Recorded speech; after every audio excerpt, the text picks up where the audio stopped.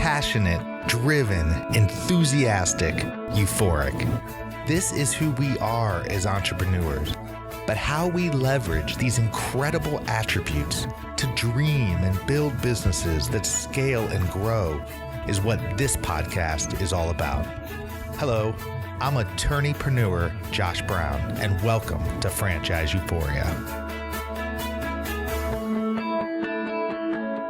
Hello, welcome back to another episode of Franchise Euphoria. I am just simply thrilled today to have on my friend Aaron Walker, who is a life and business coach that really helps entrepreneurs, franchise owners, business owners in general, not only find success in their business, but find significance in their lives. He's led a very interesting and successful life himself, and I think you're going to find this interview very, very fascinating. So welcome to the show. Thanks, Josh. Man, I appreciate you having me on today. Well, listen, I just think what you're doing and your focus on helping men find success, not only in business, but in life, I really believe it's a very powerful message, and it's a much needed message in today's world. I'd like to just kind of kick this thing off to give some people some perspective.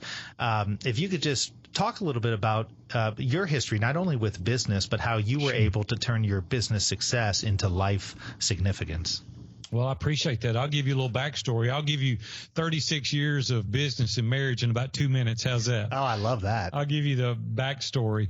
I started in business really early. My wife said that I came out of the womb grown. You know, I never was a child. I went straight into business. But I started working at a local pawn shop when I was 13 years old.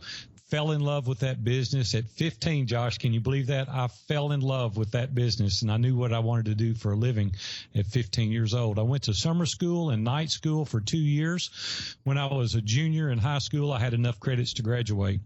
So I didn't have to go my junior and senior year of high school.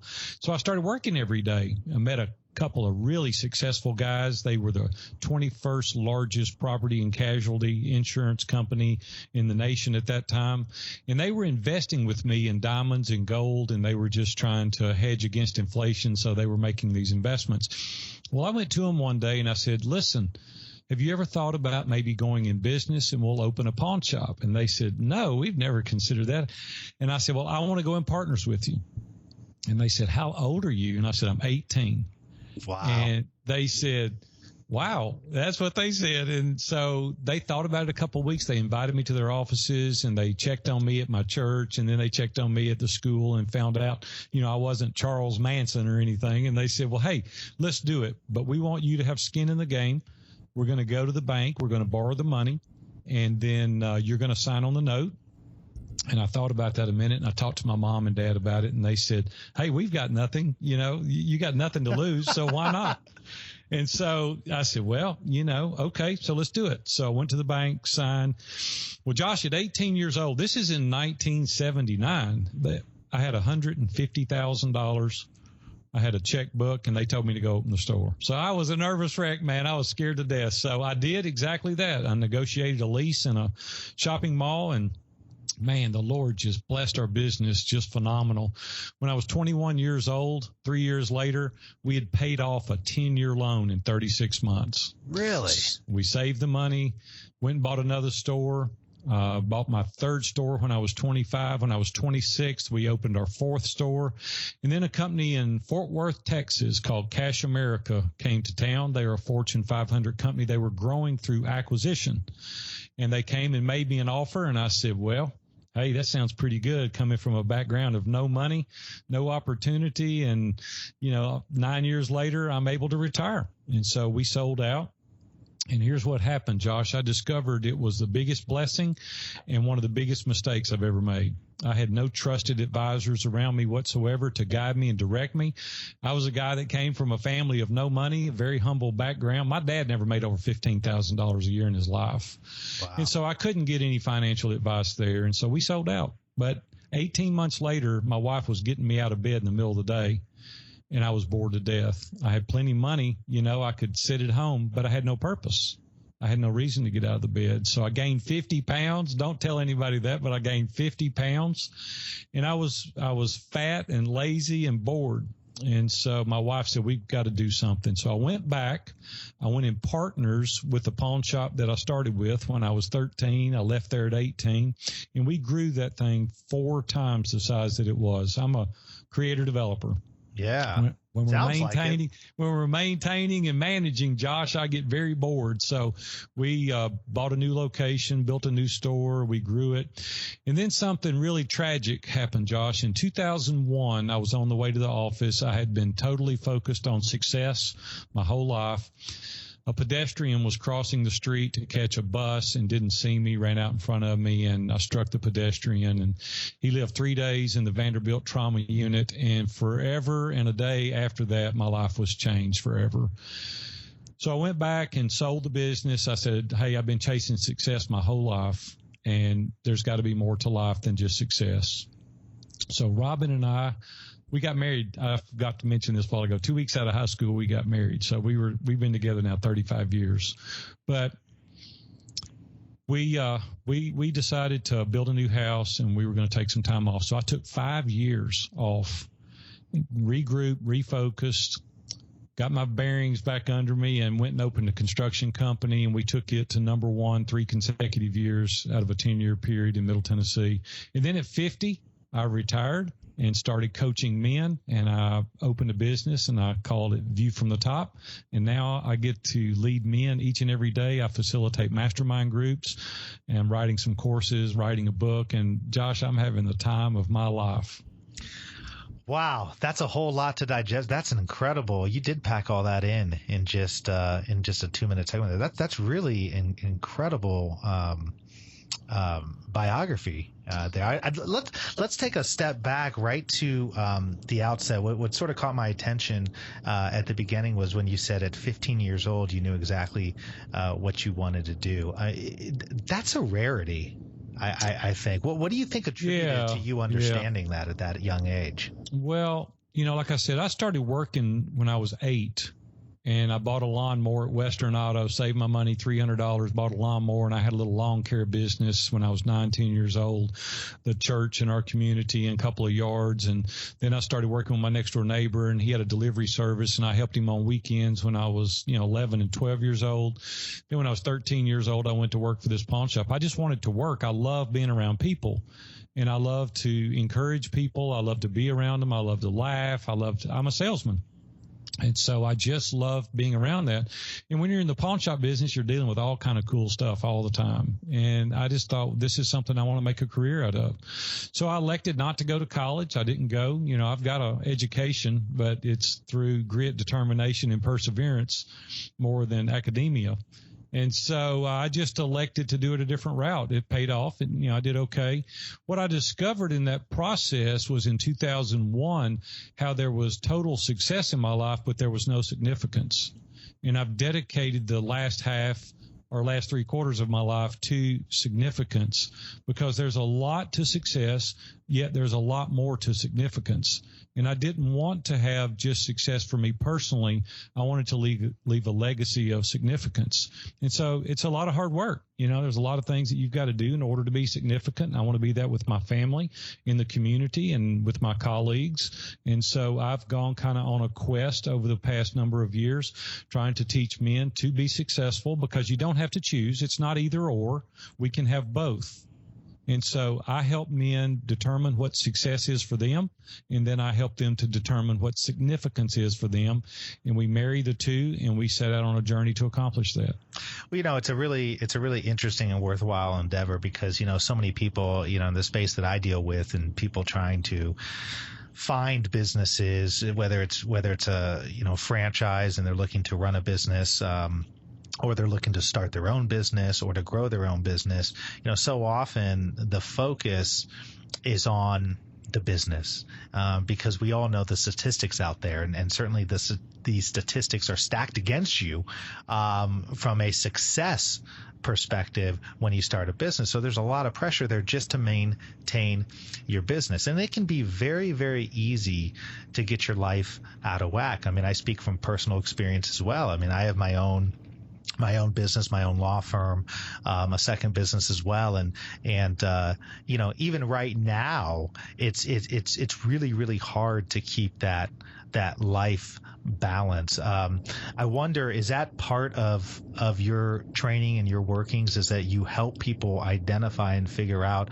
how to maintain that balance? It is. And let me just encourage your listeners, that feeling of balance, that never goes away. And what I teach men to do is embrace the tension, because when you're embracing the tension, you're paying attention and you're saying that I need to focus all the time on doing the right thing. What happens most of the time, and I've now been in business almost 4 decades, what I find out is that we're overachievers, the entrepreneurs. We want bigger, better, brighter, faster stuff. And then what I help people do is to understand the life that they can design to live that they want. A lot of the times people are living a life that others expect them to live, and they're trying to keep up with the Joneses. They're trying to get the bigger house, the more tangible possessions, and they tie their identity up in those tangible possessions or their career. And I help men understand that your identity is not found in those things, because what happens if you lose your job? What happens if you lose that big house? Then you're devastated. And most men will achieve success financially, and they'll come home one day to a house of strangers, and they don't know their wife and they don't know their children. So invariably, those guys don't have the relationships that I'm trying to teach them to have. They die wealthy alone, or they die wealthy in a house that the other members of the family are going right when you turn left. And so I'm saying, have success, enjoy the fruits of your labor, but don't do it at the expense of your family or your other relationships. And where I really help men is discovering, I wrote a document called What Do I Want? Most people live their lives reactive, not proactive. And what I say is, get with your mate out on the front porch quarterly and say, how are we doing on our goals? How are we doing on our 5-year goals, 10-year goals, 15-year goals? Robin and I in June will celebrate 35 years. Wow. From the very beginning, we wanted to live a life on purpose. We wanted to be intentional. I didn't want to live Josh's life. I wanted to live my life. In order to do that, I had to say, I'm willing to delay gratification to get, you fill in the blank. Or I want to have more time with my family, so I'm willing to forego the bigger house. It's just do it on purpose. Well, these 30 questions that I ask you on this document, what do I want? They're very elementary. People say, man, these questions are simple. I said, well, they're simple until you try to answer them. And then when you begin to answer them, I ask questions like, Josh, if you were to get up tomorrow morning with no geographic or financial limitations, what would you do with your life? Well, most people don't know. Yeah. Most people know that they got to make some money tomorrow to pay for the big house and the big car and the second home and the bigger boat, the furniture that they can't afford. And so they don't take the time to go, maybe a minimalist approach a little more is better. And I've got my time back. Robin and I built the big house on the hill, the long driveway, the gate, the 185 trees in the yard, the 7 acres that you mow. And we were a slave to it. Our kids got grown, and we sat out there on the front porch one day and we said, this place is a show place. And it was. I'm not boasting, but it was. It was beautiful. But we were a slave to take care of that house. And we sat out there one day and said, what are we doing this for? Why are we here every day maintaining the irrigation and the landscape and the driveway? Why are we doing that? Our kids are off doing this and that, and we're a slave to this house. Well, we just chose not to do that. So we sold it. We went out. We bought a house that's a third that size back in the woods. It's got a 1/4 acre of grass and 8 acres of woods. The maintenance now is a fraction of what it was. Josh, I've never slept so good in my life because I got my time back. No, that's so bad. It's interesting. I was talking to my wife as well. I mean, the older I get as well, it's just interesting how the less the materialistic things mean to me. I mean, I was never an overly materialistic person, but I think part of it is when you go through, at least in my case, when you go through the stress of trying to build something and start something and own something, and you become, and the pride that you can attain from just that, just achieving that thing, you realize very quickly that all these other things that are material in certain ways, really they don't mean much, and they just cause a lot of clutter in your life. And I know there's a whole lot of people out there that that's part of their goal, that's part of their drive, that's part of what gets them up each and every day. But I got to imagine if that is what gets you up and that is your only drive, then maybe you're not going in the right direction. Yeah, you got to be really careful with what your motivator is. I'll tell you a quick little story. I've got a client out in Oklahoma. And so he said, hey, I want to hire you. And he did. And I flew out there and he said, evaluate my business, had a great little business. And I evaluated the business, and we went to his house, and he had a really nice camper. You pull behind a third wheel camper. And I said, that's really cool. And he goes, yeah, we bought that a couple of years ago. And I said, what, do you get out in it much? And he said, well, last year we used it for a week. And then this year we've used it for a 3-day weekend. And I said, 10 days in 2 years. And he said, yeah. And I said, what'd you get for that camper? He said, well, we gave $50,000. I didn't say anything else about it, didn't ask any more questions. So I came home. He said, I paid cash for it, though. I don't owe anything on it. So I came home and I did the math. And so I said, okay, we've got the maintenance and the depreciation and, we're using it this many days. We'll make a long story short. I wrote a blog and put it on my site. And I went through all the math in the blog, and I said he used it for 10 days last year with all the variables that it cost him. He spent $1,137 a night at the KOA. And so I said, I hope you enjoyed your stay. And so he read the blog, and I didn't tell who it was. I didn't even tell him I was doing it. He called me the next day, and he said, I read your blog yesterday, and I'm selling the camper. And I started laughing. Well, we went through his whole life doing that. He wanted to build a new house, and instead, he's 31 years old. Instead, in 18 months, we've paid off his house rather than building a new one. He's got a business that he owed about $580,000 on. His business did really good. Instead of buying a bigger house, we paid his business off. Now he's 31. Everything he has is paid for. He went on vacation last week, and he called me. He said, I've never been so relaxed. I've never felt so good in my entire life. Same house. The debt's gone, and he's enjoying himself better than ever before. He said, if I'd have bought the big house, it would have been a mistake. I would have been in debt further. All I'm saying is that we have to identify what success is for your family. And I thought through this a little bit, Josh, and I can't impose on you what success is, but some of the things for me, and I want to go through this just for a second. Sure. To me, success, the big thing is everybody wants financial freedom and they want stability. And I think that's important. And I don't think we should ever shy away from getting that. For me, having an engaging family and meaningful relationships like with Josh. I want to be your friend. I want to be available for you. I want to have an engaging, meaningful relationship, not call you just when I need something, but periodically check on you. Well, you can't do that when your nose is against the grindstone all the time. You can't do it for your family. You miss so many opportunities. So for me, an engaging family. Another big thing is a clear conscience. You want to devote time and effort and energy being successful with a clear conscience. Your health, I told you that I was getting in the bed in the middle of the day when I was 27. I gained 50 pounds. That really, your health suffers as a direct result of it. And then I teach guys how to be content without being complacent.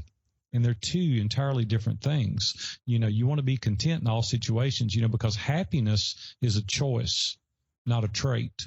And we choose to be happy in the positions that we're in, but not complacent. We want to grow. I said a while ago, I'm a creator developer. I love to grow. I just want to be sure I'm growing for the right reasons. And then I want to have a clear sense of direction. I want to know where I'm headed. I want to have dreams. I want to establish goals. I'm a Christ follower, so I trust in a higher power. I'm a Christian. So for me, success is trusting in that higher power. And then I want to have meaning and purpose. And at the end of the day, I want to be considered a wise person. Well, significance is different than success. Significance for me is like maybe meeting the needs of others. Or what about helping people that can't repay you? Now you've really done something for somebody because your motive wasn't in to get. See, relationships are about what we bring to the relationship, not what we get from the relationship. And then I said, I want to be available to aid others, maybe even when it's not convenient for me. right? Then we know we've done something also. We've taken time out of our busy day. And then I want to always, Josh, I always want to be able to provide for others beyond the expected amount or the minimal requirements. I want to be able to give more. And I can't do that if I'm always chasing success. And then I want to place my personal wants and desires aside for the benefit of others, like Josh or my family or my other buddies. I want to be able to say, hey, I want to be able to help you, and I'm going to put my personal desires aside. I want to kind of deprive myself for the sake of others, and then delay our gratification for the greater good, and then maybe have the foresight to be able to invest in long-term matters that will impact generations to come. And I teach guys to engage in relationships. You ever been with somebody where you're talking to them and they keep looking left or looking right? It's like the guy with the remote. They're only interested in what's not on TV, not what they're watching. Yeah, well, I teach that. people. I do too. I teach people to engage. And I said, here's the easiest way I know to help you engage. Stop waiting your turn to talk. Listen to what they're saying and engage people. And if so, you've been successful. So I wanted to kind of break down what success is and what significance is. And that's kind of what it is for me. Well, and it's great because they're two ends of the same spectrum, really, because, if you do both well, they both add to each other. And I think it's and that's why I think it's really, really magical about it, is that if you focus on the significance, more success will come. And if you focus on the right kind of success, more significance will come.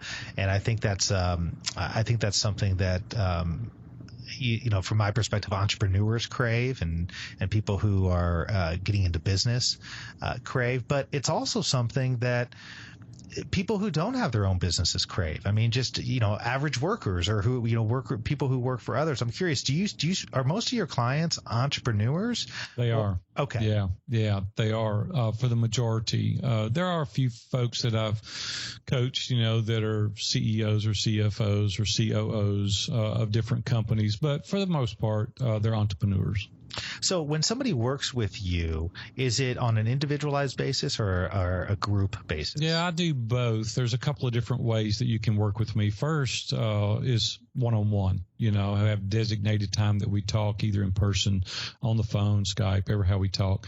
And then the second way is I own a couple of mastermind groups. It's called Iron Sharpens Iron, where one man sharpens another just as iron sharpens iron. It's the same premise, where we have trusted advisors. We have people that are non-biased that are in the groups. And, I just coach men. I just have men, nothing against women whatsoever. It's just that my niche market is men, because we're void of really good men. I tell people, let's get in the trenches. Let's lock arms. Let's figure it out. Let's grow. Let's be the men that God called us to be. Let's be people that really are going to make a difference. Let's be the husband. Let's be the dad that we're supposed to be. And that takes a lot of hard work. It's a lot easier, to lay on the couch and watch reruns of Sports Central or something. But to really get in the trenches and do the right thing and to leave a legacy, I've elected to coach men. My wife said the reason I've chose men is because I make women cry, because I'm a high D and I just say it the way it is. She goes, you don't have to be so dadgum mean. I said, I'm not mean. It's just that I got a message and I want to be sure these knuckleheads hear it out there, because we're all knuckleheads, just trying to figure it out. But I want guys kind of with the Marine mentality. It's like, hey, I'm going to be better. I'm going to do the right thing. You just help me figure it out, hold me accountable, and I'll do the right thing. So anyway, Josh, I've just elected to deal with men as a result of it. But that's the two primary ways. Iron Sharpens Iron mastermind groups, where we meet every week in a video conference room. We dream together, hold each other accountable. We do what's called Man in the Middle, where you're the focus of the attention that week. We read books together, and I'm an avid reader. I've read hundreds of books. I'll read 2-3 hours every day.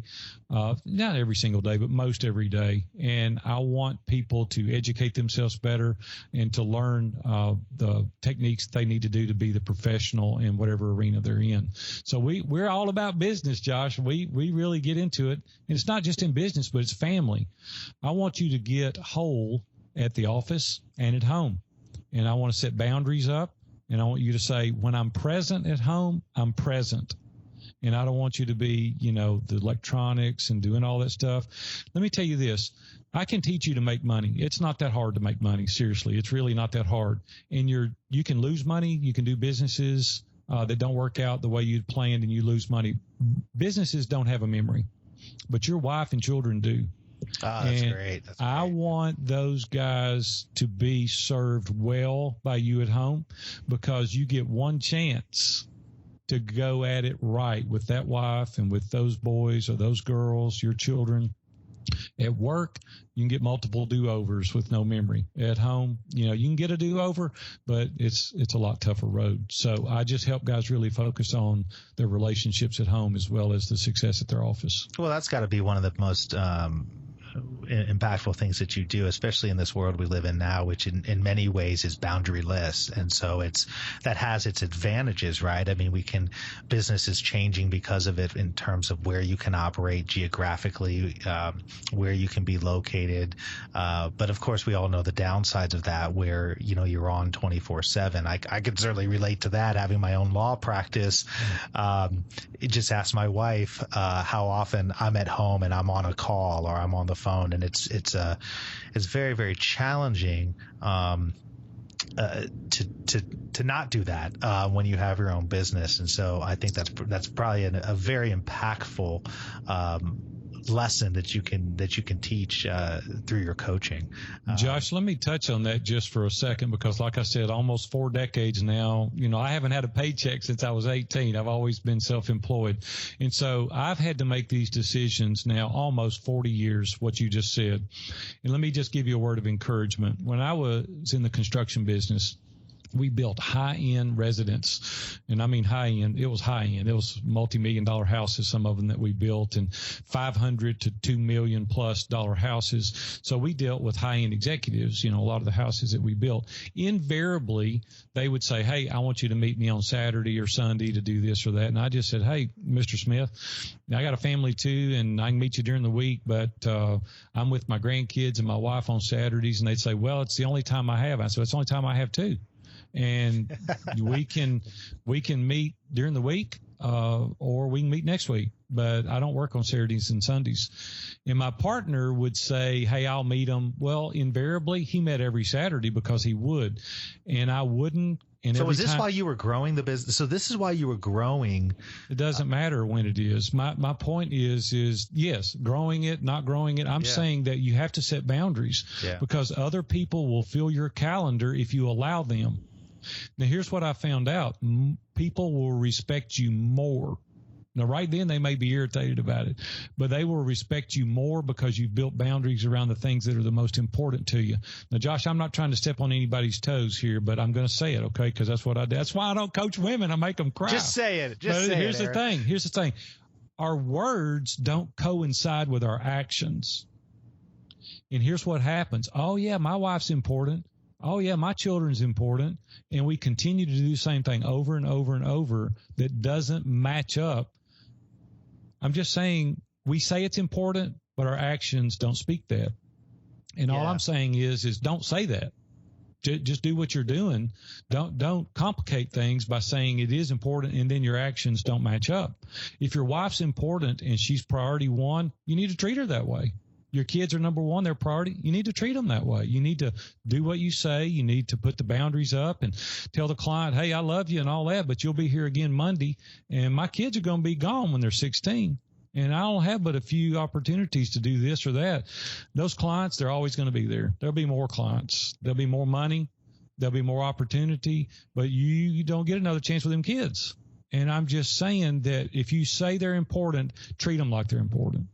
No, I think it's a very well taken point. I think it's certainly an issue I've battled with. I think it's an issue other people battle with. I remember our mutual friend Andy Traub. I remember talking with him several months back, and he was talking about how he tries to, I think, during the week and whatnot, have a cutoff time of, let's say 4:00, so he can go home and be with the family. And I said, you know what, I'm going to try to do that. I'm going to set that time and I'm just going to cut that off. And I did it for a couple of weeks and then just slowly started making an exception here, an exception there. And then next thing I know, I'm not doing it at all. Yeah. Well, and it's so easy to fall back in that place. But at the same time, to your point, and I realize this each and every day, I've got a 6-year-old daughter, a 15-month-old daughter, and my wife's pregnant with our third, and she's due at the end of July.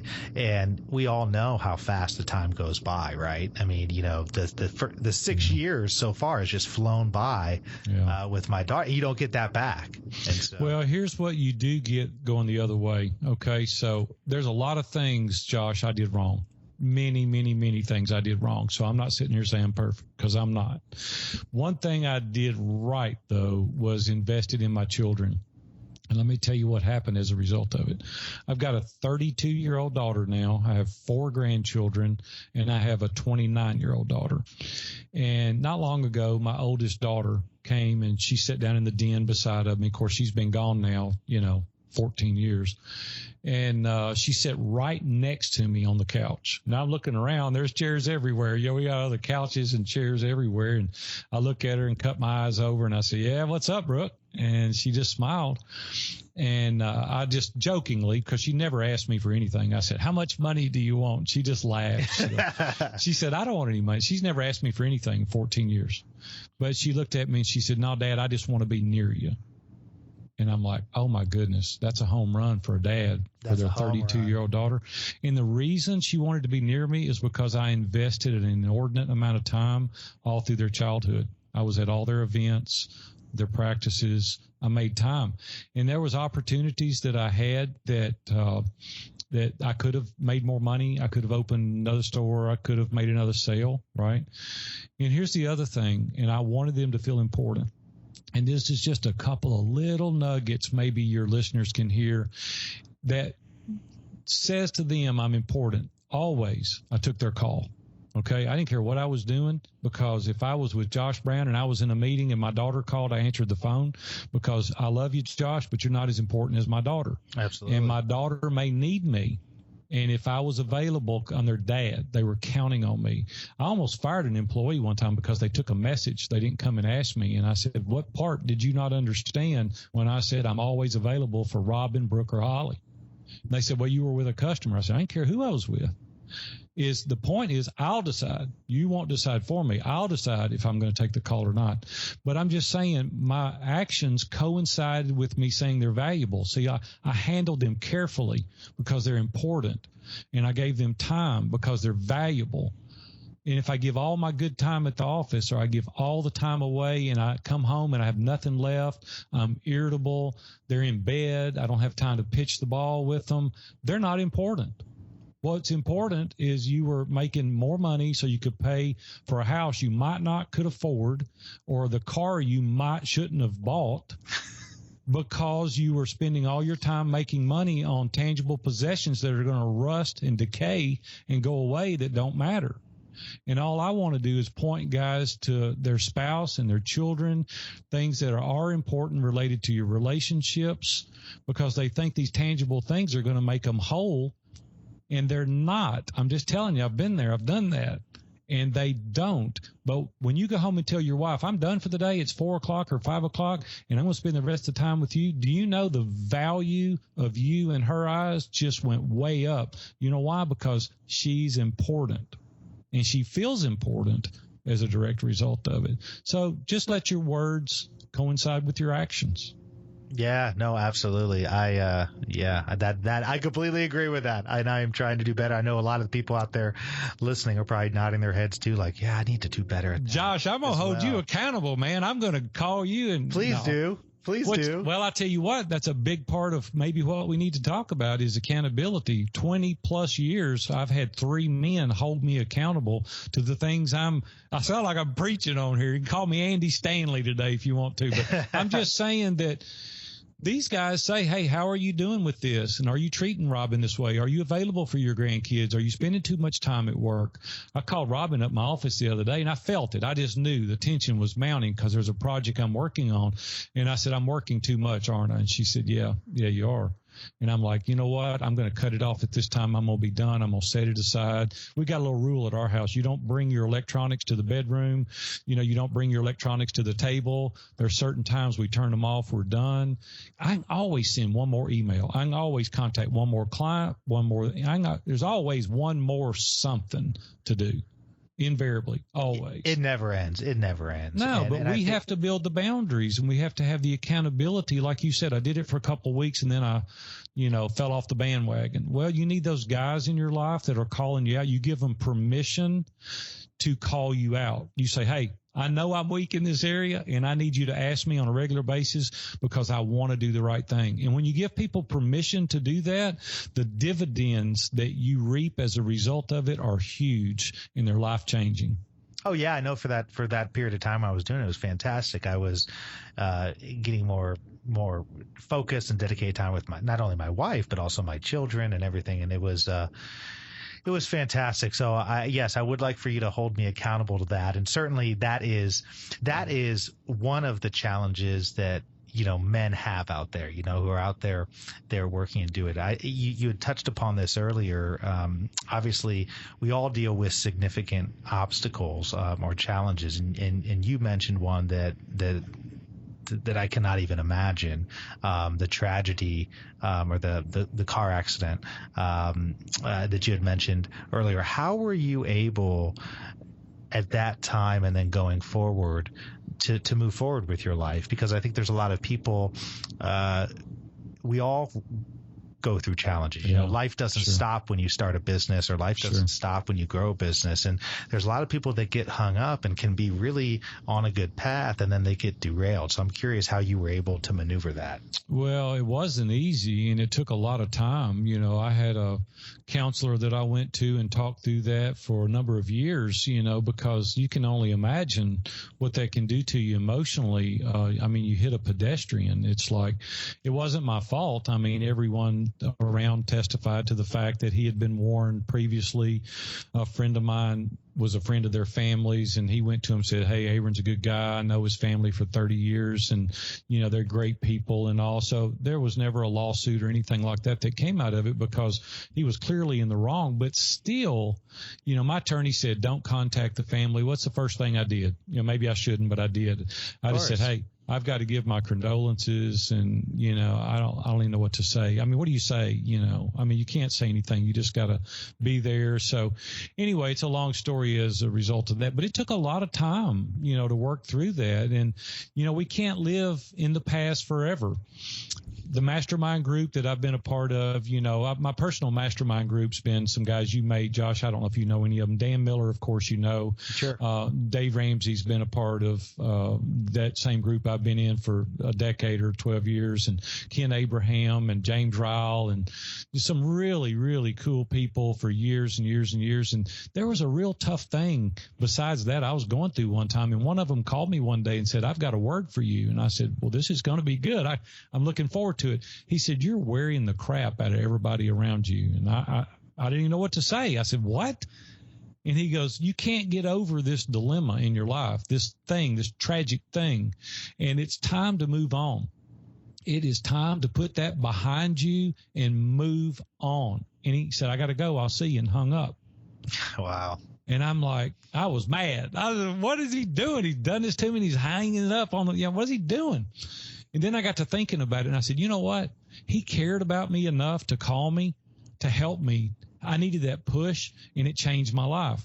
Well, it's the same way. If you don't have those trusted advisors, you don't have those people you're doing life with, you don't have those accountability groups or mastermind groups. See, we're not created to be islands. We're created to live in community. And we've got to have these people around us breathing life into us, encouraging us, empowering us, taking us to that next level, because we can't do it alone. Well, that's what men did for me. When I had the accident, they came alongside me and they said, hey, you're going to get through this. It's dark right now in the valley. There's going to be a time you're going to be back on the mountaintop again. It's going to be good. We're going to walk you through it. Well, if I hadn't invested in relationships, they wouldn't be there to invest in me.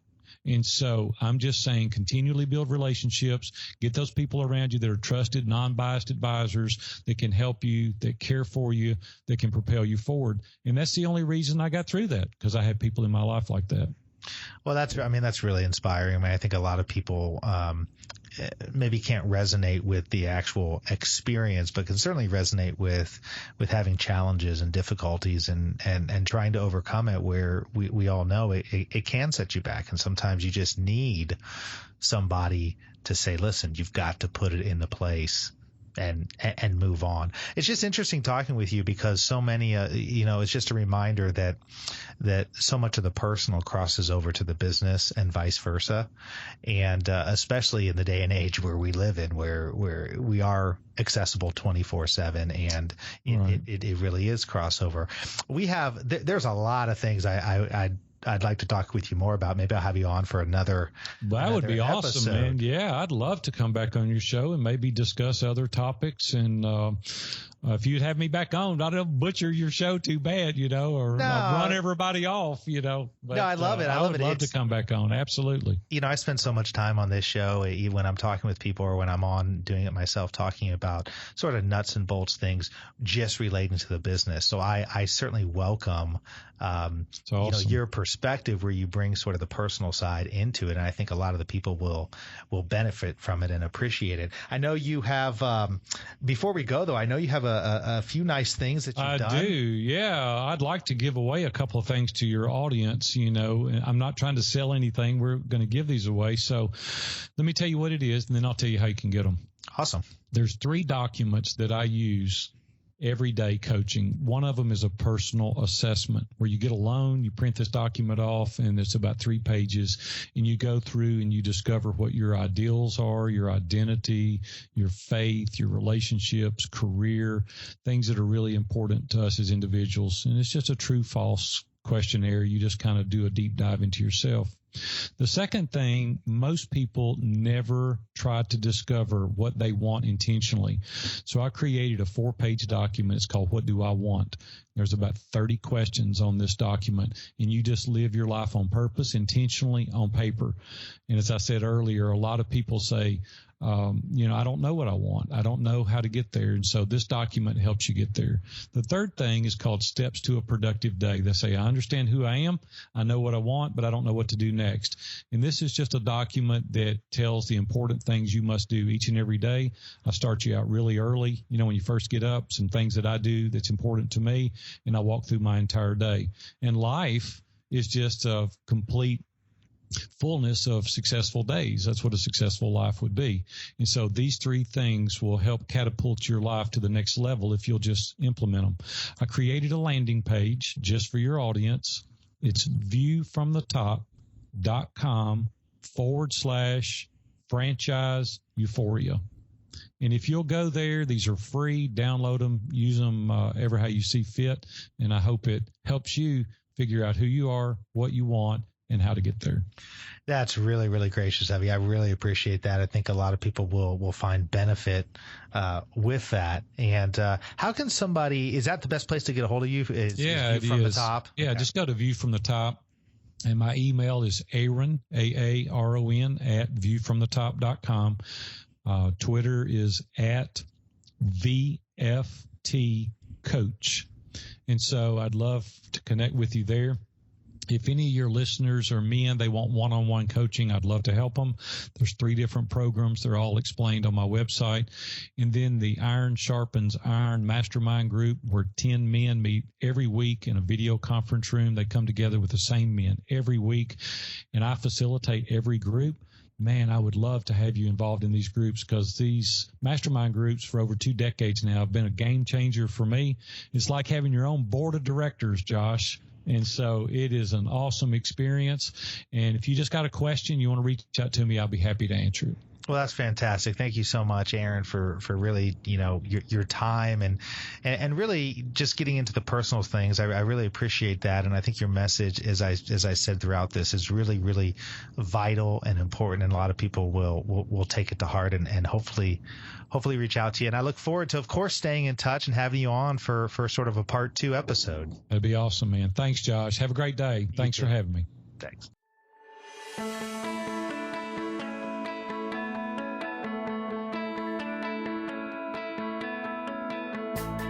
Thanks for being with us today on the Franchise Euphoria podcast. If you enjoyed this episode, please be sure to go to iTunes and provide a review.